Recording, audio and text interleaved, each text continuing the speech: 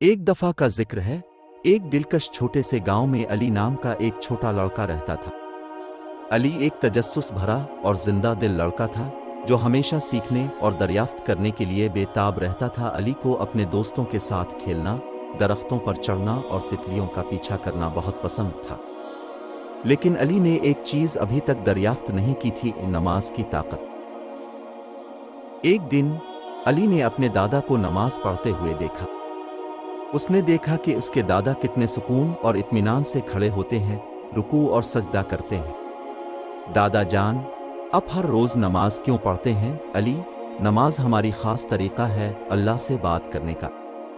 یہ ہمیں اللہ کے قریب رکھتی ہے، سکون اور اطمینان دلاتی ہے اور ہمیں ہمارے نعمتوں کا شکر ادا کرنے کا موقع دیتی ہے۔ علی نے نماز پڑھنے کی کوشش کرنے کا فیصلہ کیا۔ پہلے تو اسے کچھ مشکل محسوس ہوئی، لیکن اس کے دادا نے نرمی سے اس کو قدم با قدم رہنمائی کی۔ ہر نماز کے ساتھ علی کے اندر کچھ خوبصورت محسوس ہوا۔ اسے لگتا تھا کہ وہ جڑا ہوا ہے، پرسکون ہے اور خوش ہے۔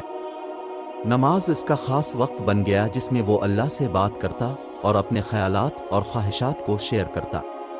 علی نے محسوس کیا کہ نماز کے بعد وہ زیادہ صابر، مہربان اور خوش تھا۔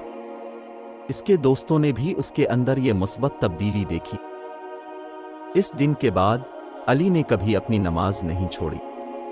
اس نے سیکھا کہ نماز صرف ایک عبادت نہیں ہے بلکہ اللہ سے جڑنے اور روزمرہ زندگی میں سکون اور خوشی حاصل کرنے کا ایک طاقتور طریقہ ہے۔ اور اس طرح علی کی کہانی ہمیں یہ سکھاتی ہے کہ چاہے ہم کتنے ہی چھوٹے یا بڑے ہوں، نماز ہمارے دلوں کو روشنی دیتی ہے اور ہمیں سکون اور خوشی کے ساتھ زندگی گزارنے کی رہنمائی کرتی ہے۔